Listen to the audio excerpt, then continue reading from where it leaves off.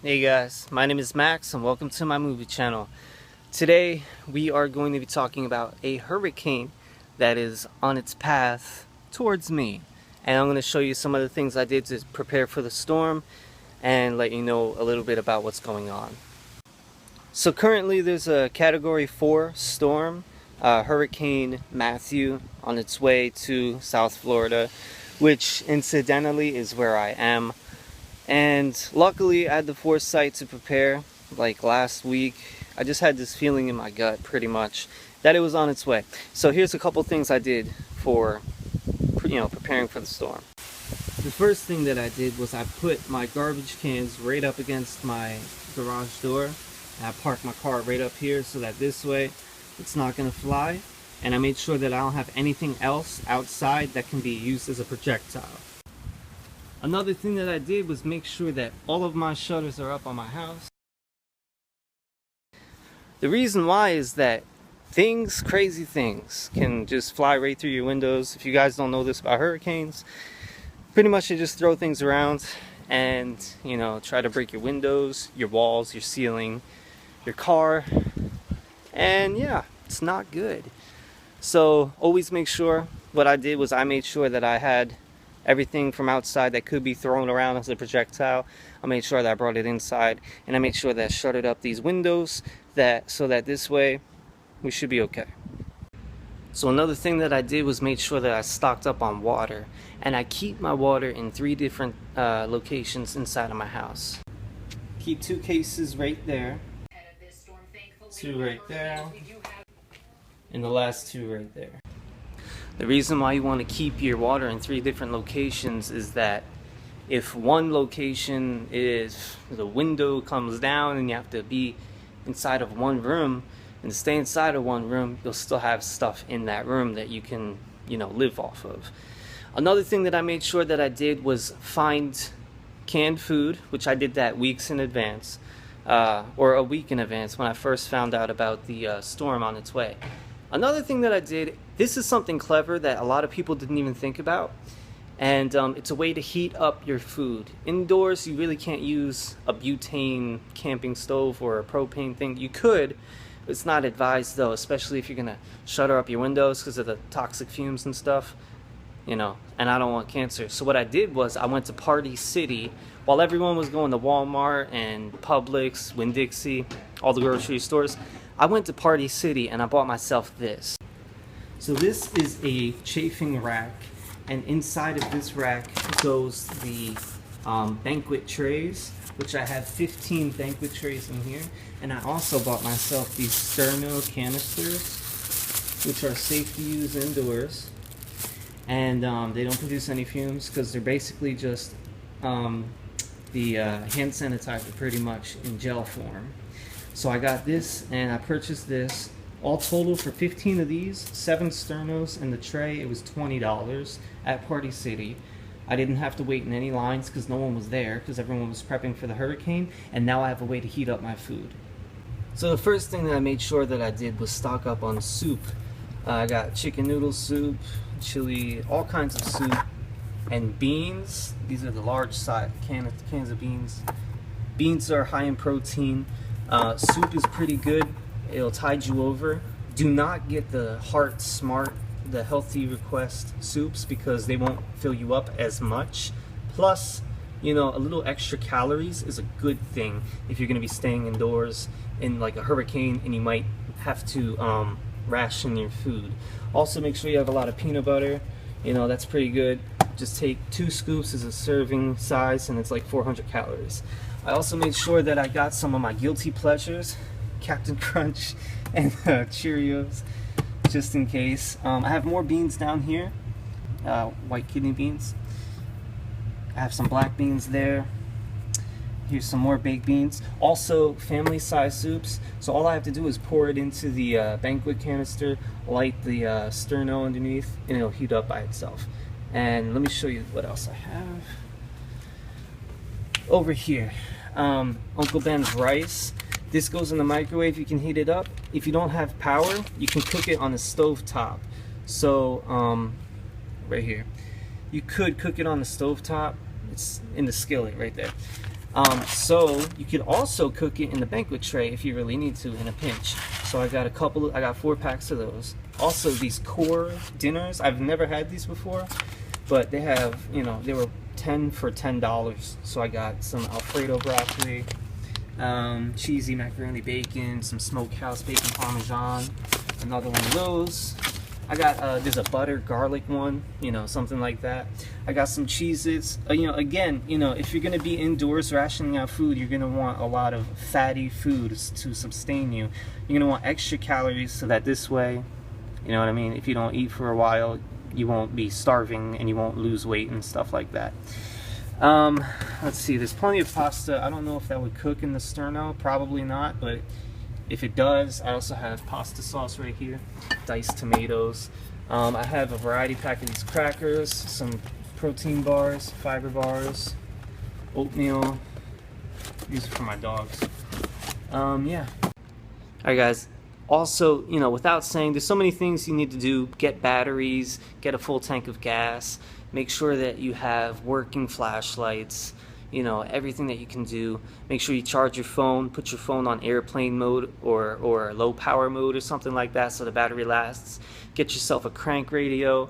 But let me show you something that a lot of people don't think about. Sometimes in hurricanes, the plumbing actually goes out in addition to the electricity. Luckily, we haven't had the storm hit quite yet, so I got electricity still. But if the plumbing goes out, let me show you what I did. So in the event of plumbing going out, you're going to want to fill up your bathtub all the way. You can see I tried to weight it down and block it. It just had a slow drain and I lost all my water.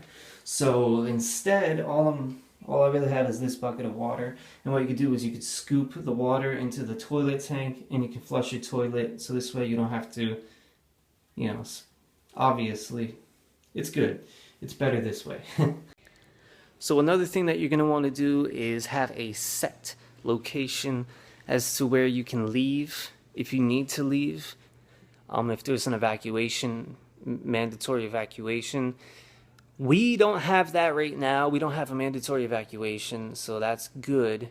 The way that the trajectory of the storm is going northwest, as long as it keeps going northwest, we're good. But if it goes west, just west, we're in for some trouble in that instance. So I got my fingers crossed that it keeps going northwest. If it keeps going west, it'll hit us head on, Category 4, and that'll be a problem, needless to say. You know, since Hurricane Andrew in 1992, a lot of the houses were built with that in mind, with these kind of superstorms in mind. Andrew was Category 5, and it pretty much decimated everything in its way, so hopefully that doesn't happen.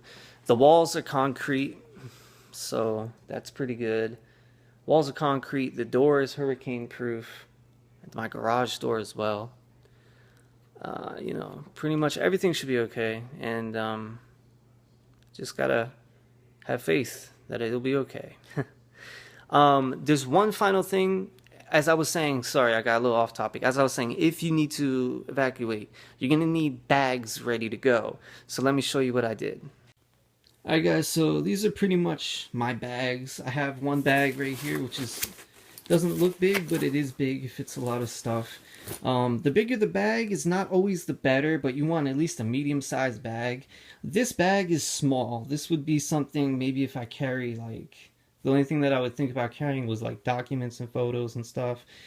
And, you know, whatever. It would be this bag because it's, I mean, you could fit food and stuff in here and some provisions, but not a whole lot. There's a pouch up here that it unzips and, you know, it's, where's the zipper? It's right there. There's a zipper in here. There's a front pouch that has zipper and it also has a Velcro right there. This bag is typically for EDC purposes, which is everyday carry purposes. So this is actually meant for a firearm. This pouch right here. You see? It was meant to keep a firearm in there in the event of, you know, you ever needing one. So you have that. But this pouch I'll probably just carry, like, you know, just documents and stuff, important papers, social security cards and stuff like that. This one I would carry food and stuff. And yeah, guys, that's pretty much it. So I just I'm hoping that the storm doesn't hit, and if it does hit, it will be the first major storm that I will have been in. I was here for Katrina. Initially, it brushed again. It was supposed to hit Florida, but it wound up just brushing against Florida. And I was here for that, but this is going to be totally something different. There was a hurricane, I don't know what it was. It was a Category 4 back in 2004. But honestly, that hit like North Florida. So nothing in South Florida for a while. Knock on wood. I'm superstitious, so I'm gonna knock on the wood.